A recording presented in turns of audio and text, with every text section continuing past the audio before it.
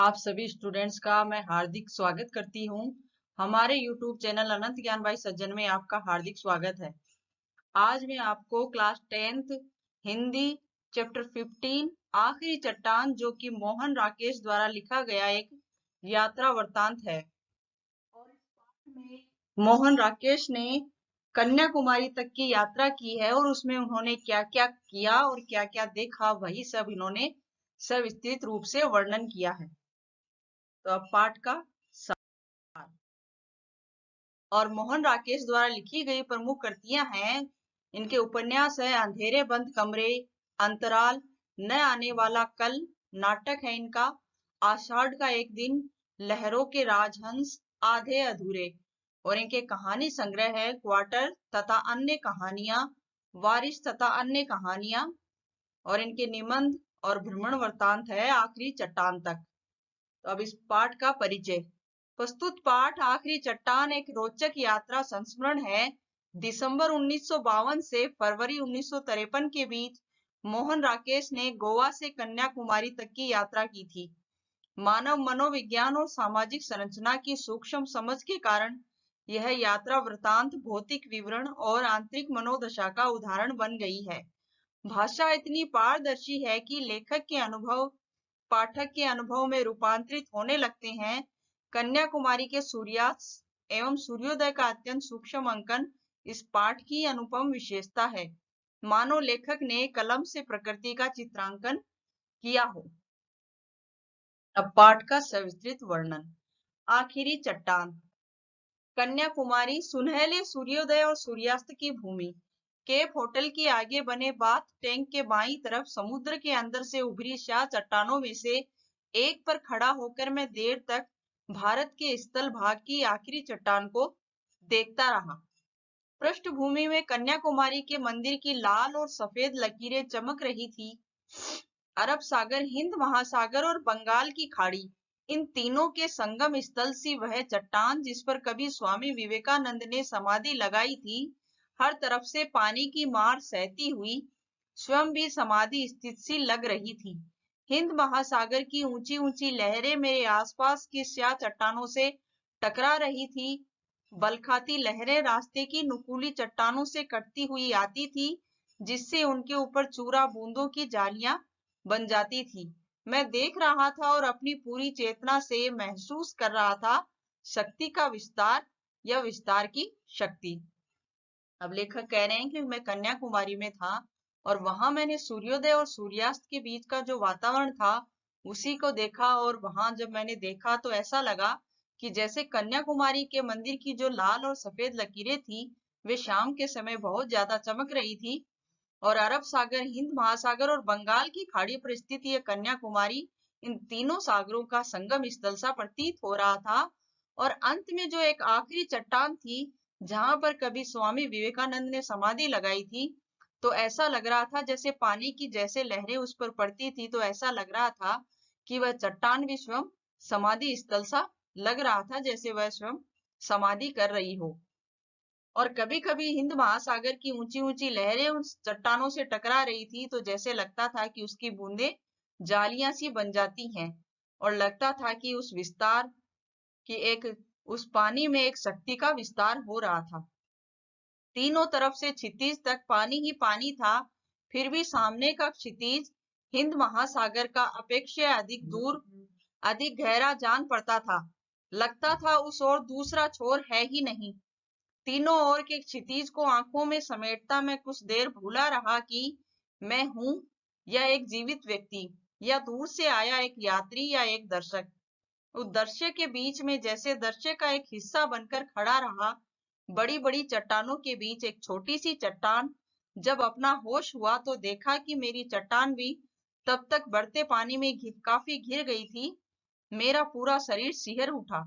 मैंने एक नजर फिर सामने के उमड़ते विस्तार पर डाली और पास की एक सुरक्षित चट्टान पर कूदकर दूसरी चट्टानों पर से होता हुआ किनारे पर पहुंच गया। अब लेखक कह रहे हैं कि जब मैंने वहां का माहौल देखा, वातावरण देखा, जहां चारों तरफ पानी ही पानी था, तो मैं एक चट्टान से मतलब उसको देखकर इतना उस पानी में और उसका चारों तरफ वातावरण में इतनी देर ऐसा खो गया कि मुझे याद ही नहीं रहा कि मैं एक दर्शक हूं या दूर से आया हुआ एक यात्री। और जैसे ही वो पानी का स्तर उस चट्टानों से ऊपर बढ़ने लगा, तो मैंने देखा कि मैं जिस चट्टान पर खड़ा था उस चट्टान तक वह पानी आ पहुंचा था। इसलिए मैं अपनी अपने जीवन की रक्षा के लिए, अपनी जान बचाने के लिए मैं वहां से कूदकर सुरक्षित चट्टान पर पहुंच गया और किनारे तक पहुंच गया। पश्चिमी क्षितिज में सूर्य धीरे धीरे नीचे जा रहा था। मैं सूर्यास्त की दिशा में चलने लगा। दूर पश्चिमी तट रेखा के एक मोड़ के पीली रेत का एक ऊंचा टीला नजर आ रहा था। सोचा उस टीले पर जाकर सूर्यास्त देखूंगा। यात्रियों की कितनी ही टोलियां उस दिशा में जा रही थी। मेरे आगे कुछ मिशनरी युवतियां मोक्ष की समस्या पर विचार करती चल रही थी। मैं उनके पीछे पीछे चलने लगा, चुपके से मोक्ष का कुछ रहस्य पा लेने के लिए। यूं उनकी बातों से कहीं रहस्यमय आकर्षण उनके युवा शरीरों में था और पीली रेत की पृष्ठभूमि में उनके लबादों के हिलते हुए स्याह सफेद रंग बहुत आकर्षक लग रहे थे। मोक्ष का रहस्य अभी बीच में ही था कि हम लोग टीले पर पहुंच गए। यह वह सैंड हिल थी जिसकी चर्चा मैं वहां पहुंचने के बाद से ही सुन रहा था। सैंड हिल पर बहुत से लोग थे, 8-10 नवयुवतियां, 6-7 नवयुवक और 2-3 गांधी टोपियां वाले व्यक्ति। वे शायद सूर्यास्त देख रहे थे। गवर्नमेंट गेस्ट हाउस के बेरे उन्हें सूर्यास्त के समय की कॉफी पिला रहे थे। उन लोगों के वहां होने से सैंड हिल बहुत रंगीन हो उठी थी। अब लेखक कह रहे हैं कि जब मैं किनारे पर पहुंच गया और मैं सूर्यास्त देखने के लिए यात्रियों की जो टोलियां जा रही थी उनके आगे, उन्हीं के बीच में भी चल पड़ा। और जब मैं वहां गया तो कुछ जो मिशनरी होती है, जो क्रिश्चियन वाले होते हैं, उनकी युवतियां थी जो कि वो मोक्ष की समस्या पर विचार करती हुई चल रही थी। तो मैं भी उनके पीछे पीछे चल पड़ा कि आखिर इस मोक्ष का कुछ रहस्य है क्या। लेकिन जब मैंने उन्हें देखा तो उनसे जो उनके उन्होंने जो ड्रेस पहन रखी थी व्हाइट कलर की, वह मुझे बहुत आकर्षक लगी और बहुत ही अच्छी लगी। और ऐसा लगा, और इसी बीच सोचते हुए हम लोग उस सैंड हिल वो टीला था जिस पर ये सभी लोग जाने वाले थे, वहां पहुंच चुके थे और वहां पर बहुत सारे लोग थे। तो मैंने वहां देखा कि 8-10 नवयुवतियां थी, 6-7 नवयुवक भी थे और कुछ गांधी टोपी लगाए हुए लोग भी थे। तो वे सभी वहां पर सूर्यास्त देख रहे थे और उन सब लोगों के होने से वहां सब कुछ माहौल रंगीन हो उठा था। कन्याकुमारी का सूर्यास्त देखने के लिए उन्होंने विशेष रुचि के साथ सुंदर रंगों का रेशम पहना था। हवा समुद्र की तरह उस रेशम में भी लहरें पैदा कर रही थी। मिशनरी युवतियां वहां आकर थकी सी एक तरफ बैठ गई, उस पूरे कैनवास में एक तरफ छिटके हुए कुछ बिंदुओं की तरह। उनसे कुछ दूर का एक रंगीन बिंदु में ज्यादा देर अपनी जगह स्थिर नहीं रह सका। सैंड हिल से सामने का पूरा विस्तार तो दिखाई दे रहा था, पर अरब सागर की तरफ एक और ऊंचा टीला था जो उधर के विस्तार को ओट में लिए था। सूर्यास्त पूरे विस्तार की पृष्ठभूमि में देखा जा सका था। इसके लिए मैं कुछ देर सैंड हिल पर रुका, रहकर आगे उस टीले की तरफ चल दिया। पर रेत पर अपने अकेले कदमों को घसीटता हुआ वहां पहुंचा तो देखा कि ऊंचे भी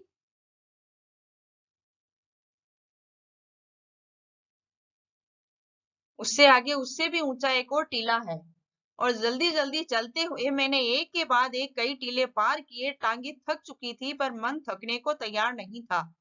हर अगले टीले पर पहुंचने पर ऐसा लगता था कि शायद अब एक ही टीला और है और उस पर पहुंचकर पश्चिमी क्षितिज का खुला विस्तार अवश्य नजर आ जाएगा।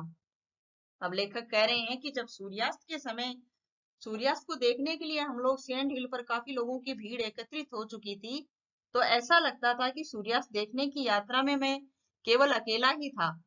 और यूं लगा कि रेत को पार कर जैसे सामने दिखाई देने वाले टीले के पास लेखक जब पहुंचा तो उसे लगा कि उससे आगे भी एक ऊंचा टीला है। और लेखक के मन में इस प्रकार उत्सुकता समाई हुई थी कि इसलिए उसने अपने कदमों को बिना रोके ही बढ़ाना प्रारंभ रखा।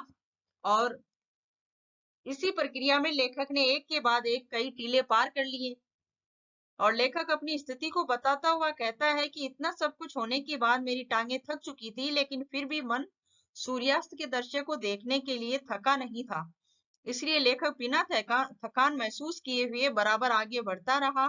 और अगले टीले पर पहुंचने पर ऐसा लगता था अब एक ही टीला और रह गया है और उस पर पहुंचकर पश्चिमी क्षितिज का पूरा विस्तार हमारे सामने फैला अवश्य दिखाई देगा।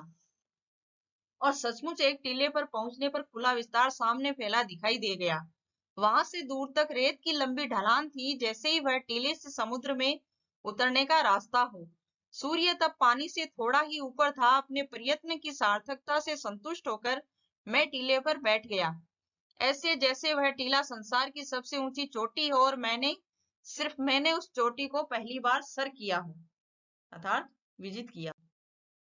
पीछे दाईं तरफ दूर दूर हटकर उगे नारियलों के झुरमुट नजर आ रहे थे। गूंजती हुई तेज हवा से उनकी टहनियां ऊपर को उठ चुकी थी। आकाश की तरफ उठकर हिलती हुई वह टहनियां ऐसे लग रही थी जैसे उन्मुक्त रति के क्षणों में किन्हीं नग्न वन युवतियों की बाहें। पश्चिमी तट के साथ साथ सूखी पहाड़ियों की एक श्रृंखला दूर तक चली गई थी, जो सामने फैली रेत के कारण बहुत रूखी, बीहड़ और वीरान लग रही थी। सूर्य पानी की सतह के पास पहुंच गया था। सुनहली किरणों ने पीली रेत को एक नया सा रंग दे दिया था। उस रंग में रेत इस तरह चमक रही थी जैसे अभी अभी उसका निर्माण करके उसे वहां उड़ेला गया हो। मैंने उस रेत पर दूर तक बने अपने पैरों के निशानों को देखा। लगा जैसे रेत का कुंवारापन पहली बार उन निशानों से टूटा हो। इससे मन में एक सिहरन भी हुई और उदासी भी घिर आई। अब लेखक कह रहे हैं कि जब मैं वहां से आगे चला, जब पीछे दाईं तरफ जब दूर हटकर मैंने नारियलों की झुरमुट जो नजर आ रहे थे उनको देखा, तो उनकी मतलब बहुत तेज हवा चल रही थी और ऐसा लग रहा था जैसे वह टहनियां ऊपर की ओर उठकर हमें बुला रही हो।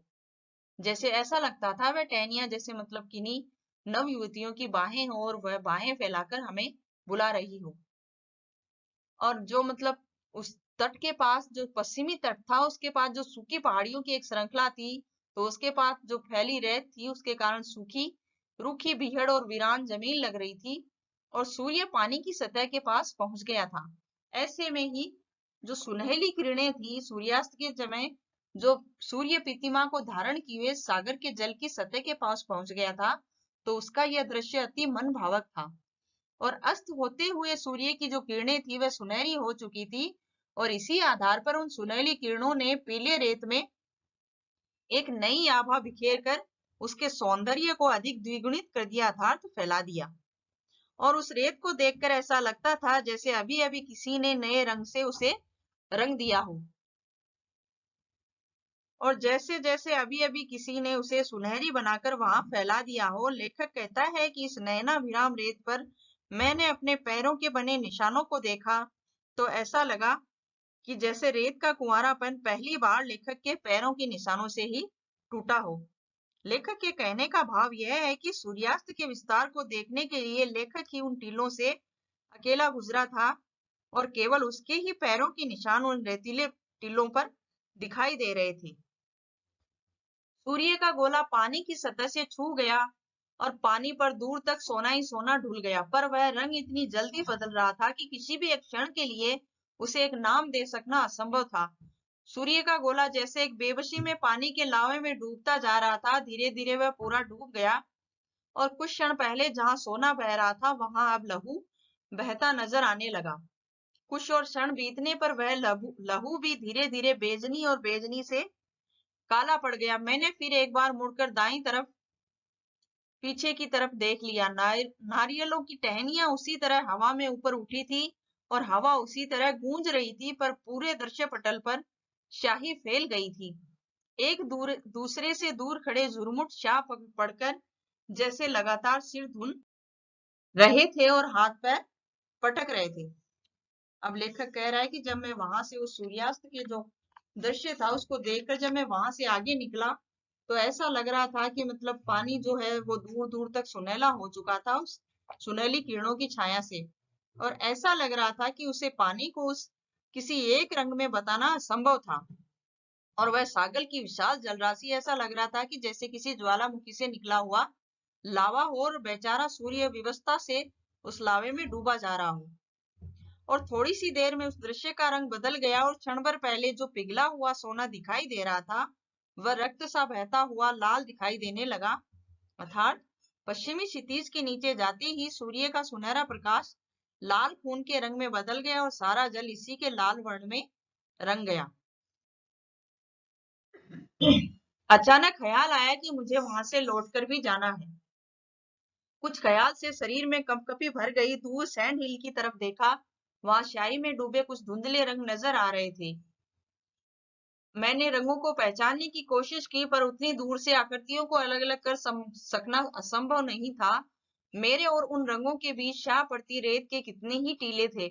मन में डर समाने लगा कि क्या अंधेरा होने से पहले मैं उन सब टीलों को पार करके जा सकूंगा। कुछ कदम उस तरफ बढ़ा भी, पर लगा कि नहीं, उस रास्ते से जाऊंगा तो शायद रेत में ही भटकता रह जाऊंगा। इसलिए सोचा बेहतर है नीचे समुद्र तट पर उतर जाऊं, और तट का रास्ता निश्चित रूप से कैप होटल के सामने तक ले जाएगा। अब लेखक कह रहा है कि जब इतना सब कुछ हो चुका था और सूर्यास्त होने जा रहा था, बिल्कुल हो चुका था, तो अचानक मुझे ख्याल आया कि मुझे यहाँ से लौटकर भी जाना है। लेकिन मुझे इतनी देर हो चुकी थी कि मैं सही रास्ते से जाता तो काफी कुछ अंधेरा हो जाता था और शायद रेत में मैं भटक भी सकता था। इसलिए मैंने सोचा कि मैं समुद्र तट से नीचे उतरकर होटल के सामने तक चला जाऊंगा। निर्णय तुरंत करना था, इसलिए बिना और सोचे मैं रेत पर बैठकर नीचे तट की तरफ फिसल गया। पर तट पर पहुंचकर फिर कुछ क्षण बढ़ते अंधेरे की बात भूला रहा। कारण था तट की रेत। यूं पहले भी समुद्र तट पर कई कई रंगों की रेत देखी थी, सुरमई, खाकी, पीली और लाल।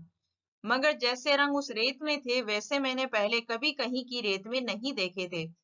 कितने ही अनाम रंग थे वे, एक एक इंच पर एक दूसरे से अलग, और एक एक रंग कई रंगों की झलक लिए हुए। काली गठा और घनी लाल आंधी को मिलाकर रेत के आकार में ढाल देने से रंगों से जितनी तरह के अलग अलग सम्मिश्रण पाए जा सकते थे, वे सब वहां थे, और उनके अतिरिक्त भी बहुत से रंग थे। मैंने कई अलग अलग रंगों की रेत को हाथ में लेकर देखा और मसलकर नीचे गिर जाने दिया। जिन रंगों को हाथ से नहीं छू सका, उन्हें पैरों से मसल दिया। मन था कि किसी तरह हर रंग की थोड़ी थोड़ी रेत अपने पास रख लूं, पर उसका कोई उपाय नहीं था।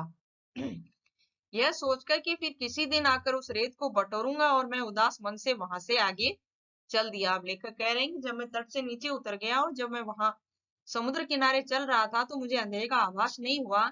अब क्यों नहीं हुआ, वे इसलिए बता रहे हैं कि मैंने समुद्र तट पर अलग अलग रंगों की रेत पड़ी हुई देखी, जो आज से पहले मैंने कहीं भी नहीं देखी थी। और ऐसी रेत थी कि वो मतलब ऐसा लग रहा था जैसे काली घटा और घनी लाल आंधी को मिलाकर रेत को आकार में ढाल दिया है। और वहां बहुत से ऐसे रंग थे, जैसे मतलब जब मैंने उन रेत के रंगों से भरी उस रेत को हाथ में छूकर देखा, तो ऐसा लगा कि जैसे इस रेत को बटोर लूं और अपने पास में रख लूं, पर मैं ऐसा कर नहीं सका और उदास मन से वहां से आगे चल दिया। समुद्र में पानी बढ़ रहा था, तट की चौड़ाई धीरे धीरे कम होती जा रही थी। एक लहर मेरे पैरों को भिगो गई, तो सहसा मुझे खतरे का एहसास हुआ। मैं जल्दी जल्दी चलने लगा और तट का सिर्फ 3-3, 4-4 फुट हिस्सा पानी से बाहर था। लग रहा था कि जल्दी ही पानी उसे भी अंदर समा लेगा। एक बार सोचा कि खड़ी रेत से होकर फिर ऊपर चला जाऊं, पर वह शाह पड़ती रेत इस तरह दीवार की तरह उठी थी कि उस रास्ते ऊपर जाने की कोशिश करना ही बेकार था। मेरे मन में खतरा बढ़ गया। मैं दौड़ने लगा। दो एक लहरें पैरों के नीचे आकर लौट गई। मैंने जूता उतार कर हाथ में ले लिया। एक ऊंची लहर से बचकर इस तरह दौड़ा कि सचमुच वह मुझे अपनी लपेट में लेने आ रही हो। सामने एक ऊंची चट्टान थी। वक्त पर अपने को संभालने की कोशिश की, फिर भी उससे टकरा गया। बाहों पर हल्की खरोंच आ गई, पर ज्यादा चोट नहीं लगी। चट्टान पानी के अंदर चली गई थी। उसे बचाकर आगे जाने के लिए पानी में उतरना आवश्यक था, पर उस समय पानी की तरफ पांव बढ़ाने का मेरा साहस नहीं हुआ। अब लेखक कह रहा है कि जब मैं उस रंग रंगीली रेत को देखकर आगे की तरफ चला, तो मैंने सोचा कि मैं यहाँ से चला जाऊं, लेकिन वो पानी इतना आगे बढ़ चुका था कि मुझे खतरे का एहसास होने लगा और मैं जल्दी जल्दी चलने लगा। लेकिन जैसे ही मैं थोड़ा सा आगे लगा कि तो आगे चला, तो मुझे ऐसा लगा कि पानी मुझे अपने अंदर संभालेगा, क्योंकि पानी का जो प्रवाह था बहुत बहुत जल्दी बढ़ रहा था। और जैसे जैसे पानी का प्रवाह बढ़ रहा था, वैसे वैसे मेरे मन में भी खतरा बढ़ने लगा कि कहीं मैं इस पानी में डूब ना जाऊं। और मैं दौड़ने लगा, और मैंने जूते उतार कर अपने हाथ में ले लिए, और मैं वहां से बहुत जल्दी दौड़ा। लेकिन इस दौड़ने के चक्कर में मैं एक चट्टान से टकरा गया, और मेरी बाहों में हल्की खरोंच आ गई और मुझे चोट लगी, और वह चट्टान थोड़ी ही देर में पानी के अंदर चली गई। और मैं जैसे ही मतलब और उस चट्टान का सहारा लेकर मैंने अपने आप को बचा लिया। पर मुझे ऐसा लगा कि मतलब इस पानी में मुझे उतरना ही होगा, लेकिन उस खतरे को देखकर मैं उस पानी में उतरने का मेरा साहस नहीं हुआ। मैं चट्टान की नोकों पर पैर रखता किसी तरह उसके ऊपर पहुंच गया। सोचा नीचे खड़े रहने की अपेक्षा वह बहुत अधिक सुरक्षित होगा, पर ऊपर पहुंचकर लगा जैसे मेरे साथ एक मजाक किया गया हो। चट्टान के उस ऊपर तट का खुला फैलाव था, लगभग 100 फुट का। कितने ही लोग वहां टहल रहे थे। ऊपर सड़क पर जाने के लिए वहां से रास्ता भी बना था। मन से डर निकल जाने से मुझे अपना आप काफी हल्का लगा और मैं चट्टान से नीचे कूद गया। रात केप होटल का लॉन। अंधेरे में हिंद महासागर को काटती हुई कुछ शाह लकीरें, एक पौधे की टहनियां, नीचे सड़क पर टॉर्च जलाता बुझाता एक आदमी, और दक्षिण पूर्व के क्षितिज में एक जहाज की सी मध्यम रोशनी। अब ये वातावरण है उस होटल के लॉन का, जब रात हो चुकी थी और लेखक वहां पर पहुंच चुका था। मन बहुत बेचैन था, बिना पूरी तरह भीगे सूखती मिट्टी की तरह। जगह मुझे इतनी अच्छी लगी थी कि मन था अभी कई दिन कई सप्ताह वहां रहूं, पर अपने भुलक्कड़पन की वजह से एक ऐसी हिमाकत कर आया था कि लग रहा था वहां से तुरंत लौट जाना पड़ेगा। अपना सूटकेस खोलने पर पता चला था कि कनानौर में 17 दिन रहकर जो 80-90 पन्ने लिखे थे, वे वही मेज की दराज में छोड़ आया हूं। अब मुझे दो में से एक चुनना था। एक तरफ था कन्याकुमारी का सूर्यास्त, समुद्र तट और वहां की रेत। दूसरी तरफ अपने हाथ के लिखे कागज, जो शायद अब भी सेवाए होटल की एक दराज में बंद थे। मैं देर तक बैठा सामने देखता रहा, जैसे कि पौधे की टहनियां या उनके हाशिए में बंद महासागर के पानी से मुझे अपनी समस्या का हल मिल सकता है। अब लेखक कह रहा है कि जब मैं होटल में चला आया और वहां से जब मुझे ऐसा लगा कि मैं यहाँ से छोड़कर नहीं जाऊं, लेकिन फिर भी मुझे एक बात याद आई कि जब मैं यहाँ कन्याकुमारी से आने से पहले जब मैं कनानौर में रुका था, जहां मैं 17 दिन रहकर आया था, वहां मैंने कुछ पन्ने लिखे थे और मैं वहीं उस होटल की जो रूम था उसी की मेज की दराज में छोड़ आया, और मुझे वो पन्ने लेकर आने जरूरी थे। इसलिए मुझे ऐसा लगा कि अब मुझे दो में से एक को चुनना है, या तो मैं वापस जाकर वो पन्ने लेकर आऊं या फिर यहाँ का सूर्यास्त देखूं। और इसी उधेड़-बुन में मैं सोचता रहा और काफी समय निकल चुका था। कुछ देर में एक गीत का स्वर सुनाई देने लगा, जो धीरे धीरे पास आता गया। एक कॉन्वेंट की बस होटल के कंपाउंड में आकर रुक गई। बस में बैठी लड़कियां अंग्रेजी में एक गीत गा रही थी, जिससे समुद्र के सितारे को संबोधित किया गया। उस गीत को सुनते हुए और दूर जहाज की रोशनी के ऊपर एक चमकते सितारे को देखते हुए मन और उदास होने लगा। गहरी सांझ के सुरमई रंग में रंगी वह आवाज मन की गहराई के किसी कोमल रोए को हल्के हल्के सहला रही थी। लग रहा था कि उस रोए की जिद शायद मुझे वहां से जाने नहीं देगी, लेकिन उससे भी जिद्दी एक और रोया था, दिमाग के किसी कोने में अटका, जो सुबह वहां से जाने वाली बसों का टाइम टेबल मुझे बता रहा था। गीत के स्वरों की प्रतिक्रिया के साथ टाइम टेबल के हिंद से जुड़ते जा रहे थे। पहली बस 7:15, दूसरी 8:35, तीसरी। थोड़ी देर में बस लौट गई। गीत के स्वर विलीन हो गए और मन में केवल हिंद सो की चरखी चलती रही। अब लेखक कह रहा है कि जैसे ही मेरा मन मतलब वहां से कन्याकुमारी से जाने के लिए उद्विग्न होने लगा, मैं उसी वक्त मुझे एक गीत का स्वर सुनाई दिया। तो वह गीत कौन गा रहा था? वहां से एक बस गुजरी, जो कि एक कॉन्वेंट बस थी, और वो जो होटल के कंपाउंड में आकर रुकी, और उसमें बैठी जो लड़कियां थी वे अंग्रेजी में एक गीत गा रही थी। इससे ऐसा लग रहा था कि वे समुद्र के सितारे को संबोधित कर रही हैं। और वह गाना जो वह गीत जो गुनगुना रही थी, वो एक मन को मतलब प्रभावित करने वाला था। और इसी तरह मुझे ऐसा लगा कि मतलब इसी गाने के बीच बीच मुझे जो मतलब जो गाड़ियों का टाइम टेबल था वह भी सुनाई देने लगा। और उसी गीत के तहत मतलब वो जो गाड़ियों का टाइम टेबल था वो आपस में एक दूसरे में स्वर विलीन हो गए, और थोड़ी ही देर में वह गाड़ियां चली गई। थोड़ी देर बाद कॉन्वेंट की वह बस लौट गई और लड़कियों की गीत के स्वर धीरे धीरे दूर होकर स्वर्ण सीमा से बाहर हो गए, और लेखक के मन में केवल टाइम टेबल के अंकों का चक्र घूमता रहा। ग्रेजुएट नवयुवक मुझे बता रहा था कि कन्याकुमारी की 8,000 को आबादी में कम से कम 400-500 शिक्षित नवयुवक ऐसे हैं जो बेकार हैं। उनमें से 100 के लगभग ग्रेजुएट हैं। उनके मुख्य धंधा नौकरियों के लिए अर्जियां देना और बैठकर आपस में बहस करना है। वह खुद वहां फोटो एल्बम बेचता था। दूसरे नवयुवक भी उसी तरह के छोटे मोटे काम करते थे। हम लोग सिपियों का गुद्दा खाते हैं और दार्शनिक सिद्धांतों पर बहस करते हैं। अब जब मतलब वो लेखक है, उस लेखक के साथ कन्याकुमारी का ग्रेजुएट नवयुवक है, वह लेखक को बताता है कि कन्याकुमारी की 8,000 की आबादी है, और इस आबादी में 400-500 ऐसे शिक्षित नवयुवक हैं जो बेकार हैं। जिन्हें रोजगार की सख्त जरूरत है, और उनका मुख्य काम यही है कि नौकरियों के लिए वे अर्जी देते हैं और बैठकर आपस में बहस करते हैं। और जो वो लड़का था जो उन्हें बता रहा था, वह खुद भी फोटो एल्बम बेचता था, और दूसरे नवयुवक भी उसी तरह के छोटे मोटे काम करते थे। और वो कहता है कि हम लोग यहाँ सीपियों का गुद्दा खाते हैं और दार्शनिक सिद्धांतों पर बहस करते हैं। वह कह रहा था कि इस चट्टान से इतनी प्रेरणा तो हमें मिलती है, मुझे दिखाने के लिए उनमें वहीं से एक सीपी लेकर उसे तोड़ा और उसका गुदा मुंह में डाल दिया। पानी और आकाश में तरह तरह के रंग झिलमिलाकर छोटे छोटे द्वीपों की तरह समुद्र में बिखरी शाह चट्टानों की चोट से सूर्य उदित हो रहा था। घाट पर बहुत से लोग उगते सूर्य को अर्घ्य देने के लिए एकत्रित थे, और घाट से थोड़ा हटकर गवर्नमेंट गेस्ट हाउस के बैरे सरकारी मेहमानों को सूर्योदय के समय की कॉफी पिला रहे थे। दो स्थानीय नवयुवतियां उन्हें अपनी टोकरियों में शंख और मालाएं दिखला रही थी। वे लोग दोनों काम साथ साथ कर रहे थे, मालाओं का मोलतोल और अपना बाइनोक्यूलर से सूर्य दर्शन।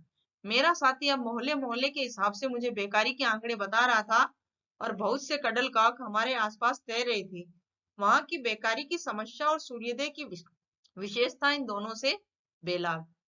अब लेखक कह रहा है कि मतलब जब मतलब वो जो लड़का था, जो ग्रेजुएट लड़का, वह वहां बता रहा था कि ये चट्टानें जो छोटे छोटे दीपों की तरह लग रही है, हम चट्टानों के पीछे से ही सूर्योदय हो रहा था, तो वो आकर्षक लग रहा था। और उसी कारण ही जो सूर्य के कारण कुछ लोग वहां उपस्थित थे जो कि सूर्य को अर्घ्य देना चाहते थे, और वहां पर कुछ ऐसे लड़के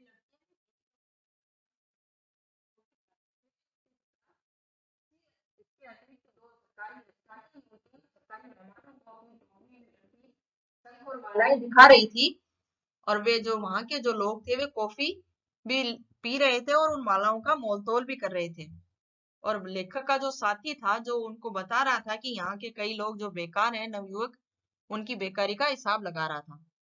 मेरे साथियों का कहना था कि लौटते हुए नाव को घाट की तरफ से घुमाकर लाएंगे, हालांकि मल्ला, जो कि मल्ला क्या होता है, नाव को चलाने वाला, उस तूफान में उधर जाने के हक में नहीं थे। बहुत कहने पर मल्ला किसी तरह राजी हो गए और नाव को घाट की तरफ ले चले। नाव विवेकानंद चट्टान के ऊपर से घूमकर लहरों की थफेड़े खाती उस तरफ बढ़ने लगी। वह रास्ता सचमुच बहुत खतरनाक था। जिस रास्ते से हम आए थे उससे कहीं ज्यादा। नाव इस तरह लहरों के ऊपर उठ जाती थी कि लगता था कि नीचे आने तक जरूर उलट जाएगी। फिर भी हम घाट के बहुत करीब पहुंच गए थे। ग्रेजुएट नवयुवक घाट से आगे की चट्टान की तरफ इशारा करके कह रहा था कि यहाँ आत्महत्याएं बहुत होती हैं। अभी 2 महीने पहले एक लड़की ने उस चट्टान से कूदकर आत्महत्या कर ली थी। अब लेखक कह रहा है कि मतलब जब हम वहां से लौटते हुए सूर्योदय देखकर जब लौटते हुए नाव के माए अंदर बैठे, नाव की तरफ अंदर बैठे, तो वो नाव ऐसे रास्ते की तरफ चली जहां मतलब वो रास्ता बहुत ही खतरनाक था, और ऐसा लग रहा था कि जैसे ही हम थोड़ा सा इधर उधर हिलेंगे ये नाव उलट जाएगी और हम लोग पानी के अंदर बह जाएंगे। और थोड़ी दूर चलने के बाद एक चट्टान दिखी, और उस चट्टान की तरफ इशारा करके वह जो ग्रेजुएट नवयुवक था उसने कहा कि यहाँ आत्महत्याएं बहुत होती है, और 2 महीने पहले ही एक लड़की ने यहाँ कूदकर आत्महत्या कर ली। मैंने सरसरी तौर पर आश्चर्य प्रकट किया। मेरा ध्यान उसकी बात में नहीं था। मैं आंखों से तय करने की कोशिश कर रहा था कि घाट और नाव के बीच अब कितना फासला बाकी है। एक लहर ने नाव को इस तरह धकेल दिया कि मुश्किल से वह उलटते उलटते बची। आगे 3-4 चट्टानों के बीच एक भंवर पड़ रहा था। नाव अचानक एक तरफ से भंवर में दाखिल हुई और दूसरी तरफ से निकल आई। इससे पहले कि मल्ला उसे संभाल पाते वह फिर उसी तरह भंवर में दाखिल होकर घूम गई। मुझे कुछ क्षणों के लिए भंवर और उससे घूमती नाव के सिवा और किसी चीज की चेतना नहीं रही। चेतना हुई जब भंवर में 3-4 चक्कर खा लेने के बाद नाव किसी तरह उससे बाहर निकल आई। यह अपने आप या मल्लाहों की कोशिश से मैं नहीं कह सकता। भंवर से कुछ दूर आ जाने पर ग्रेजुएट नवयुवक ने बताया कि हम उस चट्टान को लगभग छूकर आए हैं जिस पर से कूदकर उस नवयुवती ने कन्याकुमारी की साक्षी में आत्महत्या की थी। पर मैंने तब तक उस चट्टान की तरफ ध्यान से नहीं देखा जब तक हम किनारे के पास नहीं पहुंच गए। अब लेखक कह रहा है कि मतलब हम लोग उस चट्टान मतलब उस नाव के अंदर बैठ के जब वहां से चले उस खतरनाक रास्ते से, तो एक बार ऐसा लगा कि वह नाव उस भवन में दाखिल हो गई, और जैसे ही वह नाव उस भवन में दाखिल हुई, मैं अपनी चेतना को खो चुका था, और ऐसा लगा कि जैसे मतलब मैं 3-4 चक्कर खा लेने के बाद में वह नाव बाहर निकल आई। फिर ही मुझे होश आया और मुझे ऐसा लगा कि मैं अपनी चेतना खो दूंगा। लेकिन फिर भी मैंने उस चट्टान की तरफ ध्यान नहीं दिया जिस चट्टान के बारे में वह ग्रेजुएट नवयुवक मुझे बता रहा था। और मैंने उस चट्टान की तरफ तब तक नहीं देखा जब तक हम लोग किनारे पर नहीं पहुंच चुके थे। यह भी वहां पहुंचकर जाना कि घाट की तरफ से आने का इरादा छोड़कर मल्लाह उसी रास्ते से नाव को वापस लाए हैं जिस रास्ते से पहले ले गए थे। कन्याकुमारी के मंदिर में पूजा की घंटियां बज रही थी। भक्तों की एक मंडली अंदर जाने से पहले मंदिर की दीवार के पास रुककर उसे प्रणाम कर रही थी। सरकारी मेहमान गेस्ट हाउस की तरफ लौट रहे थे। हमारी नाव और किनारे के बीच हल्की धूप में कई एक नावों के पाल और कंडल कांकों के पंख एक से चमक रहे थे। मैं अब भी आंखों से बीच की दूरी नाप रहा था और मन में बसों का टाइम टेबल दोहरा रहा था। तीसरी बस 9:40 पर और चौथी। उसके बाद एक शाम और वहां रुककर कनानौर लौट गया और वहां जाकर अपने लिखे कागज मिल तो गए पर तब तक चौकीदार ने उन्हें मोड़कर उनकी कॉपी बना ली थी। कागजों पर लिखाई एक तरफ थी, इसलिए उनके खाली हिस्सों पर उसने अपना हिसाब लिखना शुरू कर दिया। जब मैंने वह कॉपी उससे ली तो उसे शायद उससे कम निराशा नहीं हुई जितनी कन्याकुमारी पहुंचकर अपना सूटकेस खोलने पर मुझे हुई थी। अब लेखक कह रहे हैं कि जब मैंने कन्याकुमारी के दर्शन कर लिए और वहां मतलब इतना सब कुछ अच्छा लग रहा था, लेकिन फिर भी उसी दर्शन के बीच बीच मुझे वो अपने पन्ने याद आ रहे थे और मैं बसों का टाइम टेबल दोहरा रहा था। और जब एक शाम रुककर मैं वहां से कनानौर लौट गया तो वहां जाकर मुझे वो कागज तो मिल गए, लेकिन ऐसी हालत में मिले कि चौकीदार ने उन्हें मोड़कर उनकी कॉपी बना ली थी और कागजों पर लिखाई एक तरफ थी और उनके खाली हिस्सों पर उसने अपना हिसाब लिखना शुरू कर दिया था। और जब मैंने उससे वो कॉपी ली तो उसे शायद कम निराशा नहीं हुई, लेकिन फिर भी मुझे इतनी निराशा हुई कि जितनी कन्याकुमारी पहुंचकर अपना सूटकेस खोलने पर हुई थी उतनी निराशा मुझे वो कॉपी लेने पर नहीं हुई। अब आगे इसके प्रश्न उत्तर हैं। प्रश्न नंबर 1 है, मोहन राकेश ने किस कहानी पत्रिका को संपादन किया? तो इसका उत्तर है सारिका। दूसरा प्रश्न है, सुनहले सूर्योदय और सूर्यास्त की भूमि है? तो इसका उत्तर है कन्याकुमारी। सुनहले सूर्योदय और सूर्यास्त की भूमि कौन सी है? कन्याकुमारी। प्रश्न नंबर 3, कन्याकुमारी में 3 सागरों का संगम होता है, वो कौन कौन से हैं? तो इसका उत्तर है कन्याकुमारी में अरब सागर, बंगाल की खाड़ी तथा हिंद महासागर का संगम होता है। प्रश्न नंबर 4, विवेकानंद ने कहाँ समाधि लगाई थी? विवेकानंद ने कन्याकुमारी में सागरों के संगम में स्थित चट्टान पर समाधि लगाई थी। प्रश्न नंबर 5, लेखक को किन पेड़ों के झुरमुट दिखाई दिए? लेखक को नारियल के पेड़ों के झुरमुट दिखाई दिए। प्रश्न नंबर 6, कनानौर के होटल में लेखक क्या भूल आया था? कनानौर के होटल में लेखक मोहन राकेश अपने लिखे हुए 80-90 पन्ने भूल आए थे। प्रश्न नंबर 7, कन्याकुमारी भारत के किस राज्य में है? तो इसका उत्तर है कन्याकुमारी भारत के तमिलनाडु राज्य में है। प्रश्न नंबर 8, सूर्यास्त के समय समुद्र के पानी का किन विविध रंगों में परिवर्तन हुआ? लिखिए। इसका उत्तर है सूर्यास्त के समय समुद्र का पानी सुनहरा हो गया, बाद में उसके रंग में परिवर्तन हुआ। वह पहले लाल, फिर बैंगनी तथा अंत में काला हो गया। इसी प्रकार सूर्य के प्रभाव से समुद्र के पानी का रंग बार बार बदलता रहा। प्रश्न नंबर 9, सूर्यास्त के बाद लेखक के मन में क्या डर समाया? सूर्यास्त होने पर समुद्र तट पर अंधेरा फैलने लगा। लेखक जिस टेले पर था वहां से अनेक रेतीले टीलों को पार कर वापस लौटना था। लेखक को भय हुआ कि इन टीलों को पार करने से पूर्व ही अंधेरा हो जाएगा और लेखक रेतीले टीलों में ही भटकता रह जाएगा और उसे रास्ता नहीं मिलेगा। प्रश्न नंबर 10, सूर्योदयकालीन क्षणों में लेखक ने क्या देखा? तो इसका उत्तर है सूर्योदय हो रहा था। लेखक ने देखा कि पानी और आकाश में तरह तरह के रंग मिल मिलकर उठे थे। अनेक शाह चट्टानें छोटे छोटे द्वीपों की तरह बिखर रही थी। उनकी ओर से सूर्य उदय हो रहा था। अनेक लोग घाट पर सूर्य को अर्घ्य देने के लिए उपस्थित थे। वे गेस्ट हाउस के मेहमानों को कॉफी पिला रहे थे। वे शंख और मालाएं देखकर बेचने वाली महिलाओं से मोलभाव करने के साथ साथ सूर्योदय भी देख रहे थे। प्रश्न नंबर 11, ग्रेजुएट नवयुवक से लेखक की क्या बातचीत हुई? तो इसका उत्तर है ग्रेजुएट नवयुवक ने लेखक को कन्याकुमारी के शिक्षित युवकों की बेकारी के बारे में बताया। इन 400-500 शिक्षित युवकों में लगभग 100 ग्रेजुएट थे। वे नौकरियों के लिए अर्जियां देते थे तथा आपस में दार्शनिक सिद्धांतों पर बहस करते थे। वे कोई छोटा मोटा काम करते थे। घाट के पास की चट्टान पर आत्महत्याएं बहुत होती थी। प्रश्न नंबर 12, नव लेखन में बहुतायत अंग्रेजी शब्दों का प्रयोग हो रहा है, क्या आप इसे सही मानते हैं? इसे पाठ में जिन अंग्रेजी शब्दों का प्रयोग हुआ है उसकी सूची बनाइए। उत्तर है नवलेखन में अंग्रेजी शब्दों का प्रयोग बहुत हो रहा है। आवश्यकता अनुसार तथा उपयुक्त हिंदी शब्द उपलब्ध न होने पर अंग्रेजी शब्द का प्रयोग करना तो उचित है। लोक प्रचलित अंग्रेजी के शब्दों जैसे स्टेशन, बस, स्कूल, होटल आदि का प्रयोग अनुचित नहीं है। हिंदी लेखन में अंग्रेजी शब्दों के अनावश्यक प्रयोग को मैं सही नहीं मानता। आखिरी चट्टान यात्रा वृत्तांत में प्रयुक्त अंग्रेजी शब्द निम्नलिखित है: camp, hotel, bath tank, missionary, sand hill, government, guest house, coffee canvas, inch, foot, loan, torch, suitcase, convent, compound, bus, time table, graduate, photo album, beret, binocular, कडल कॉक आदि शब्द अंग्रेजी के हैं।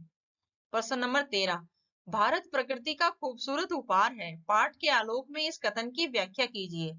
इसका उत्तर है, जयशंकर प्रसाद ने भारत के बारे में लिखा है कि प्रकृति का राह पालना यही है। तात्पर्य यह है कि हमारा देश भारतवर्ष प्राकृतिक सौंदर्य की दृष्टि से विश्व में अनुपम है। उत्तर से दक्षिण तथा पूर्व से पश्चिम तक हमारे देश में प्रकृति की सुषमा का भंडार भरा पड़ा है। इसकी प्राकृतिक मनोरमा मन को मोहित करने वाली है। इसका उत्तर आगे है। मोहन राकेश ने भारत के दक्षिणी समुद्र तट पर स्थित कन्याकुमारी के मनोरम प्राकृतिक दृश्य का सौंदर्य का वर्णन किया है। वहां हिंद महासागर और अरब सागर तथा बंगाल की खाड़ी का संगम स्थल है। सर्वत्र उसकी विशाल जलराशि बिखरी दिखाई देती है। तट पर छोटे छोटे द्वीपों के समान अनेक शाह चट्टानें हैं। उनसे टकराकर सागर की लहरें बिखरकर चूर चूर हो जाती हैं। कन्याकुमारी में लोग सैंड हिल से सूर्योदय तथा सूर्यास्त का मनोरम दृश्य देखने जाते हैं। चट्टानों की ओर से उदय होते हुए सूर्य का दृश्य अत्यंत मनोरम होता है। लोग उगते सूर्य को अर्घ्य देते हैं। सूर्य के प्रकाश में समुद्र तट सुंदर दिखाई देता है और सूर्य अस्त होता है तो उसका गोला जल को जैसे ही स्पर्श करता है वैसे ही जल सुनहरा हो जाता है। फिर रंग बदलते हुए वह लाल, बैंगनी और काला हो जाता है। समुद्र तट के पेड़ पौधे, चट्टानें आदि स्याह हो जाती है। समुद्र तट की रेत भी विविध रंगों की होती है। यहाँ के प्राकृतिक सौंदर्य को देखने वाला अपनी सुध बुध भूल जाता है। प्रश्न नंबर 14, निम्नलिखित पंक्तियों की सप्रसंग व्याख्या कीजिए। मैं देख रहा था और अपनी पूरी चेतना से एक जीवित व्यक्ति, दूर से आया यात्री, एक दर्शक। और ख है, सूर्य का गोला पानी की सतह से छू गया, लहू भी धीरे धीरे बैंगनी से काला पड़ गया। इन दोनों ही पद्यांशों की गद्यांशों की व्याख्या मैंने पाठ में की है, तो वो आप देख लेना। और इसी के साथ हमारी क्लास यहीं समाप्त होती है। आज का वीडियो देखने के लिए धन्यवाद। प्लीज लाइक, शेयर, सब्सक्राइब जरूर कीजिए।